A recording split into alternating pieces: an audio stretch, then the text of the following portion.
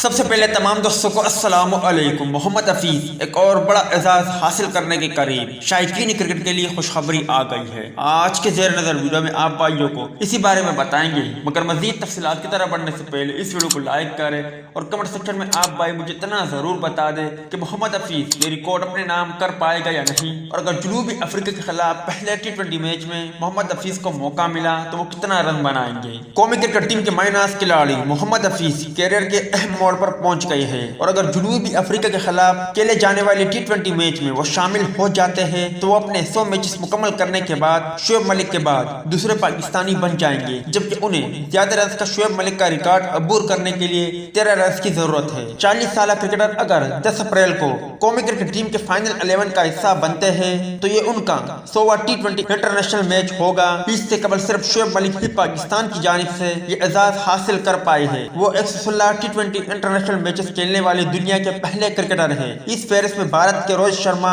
111 matches کے ساتھ دوسرے، انگلینڈ کے این مورگن، نیوزی لینڈ کے مارٹن گپٹل اور روس ٹیلر 102 میچز کے ساتھ تیسرے نمبر پر ہے۔ محمد حفیظ نے پاکستان کی جانب سے اپنا پہلا ٹی20 انٹرنیشنل میچ اگست 2006 میں انگلینڈ کے خلاف برسٹل کے مقام پر کھیلا تھا، جہاں انہوں نے 46 رنز کی اننگز کھیل کر پاکستان کی فتح میں اہم کردار ادا کیا تھا۔ دلچسپ امر یہ ہے کہ محمد حفیظ نے اپنے ٹی20 کیریئر کا 50واں میچ بھی 2013 میں اسی ونڈرز اسٹیڈیم میں کھیلا تھا، جہاں ہفتے کو ممکنہ طور پر وہ 100واں ٹی20 انٹرنیشنل میچ کھیلیں گے۔ محمد حفیظ اب تک 99 ٹی20 انٹرنیشنل میچز میں 2323 رن بنا چکے ہیں۔ اس فارمیٹ میں پاکستان کی جانب سے سب سے زیادہ رن بنانے کا اعزاز شعیب ملک کے پاس ہے، جو 116 ٹی20 میچز میں 2335 رن بنا چکے ہیں۔ محمد حفیظ کو یہ سنگ میل عبور کرنے کے لیے مزید 13 رن درکار ہے۔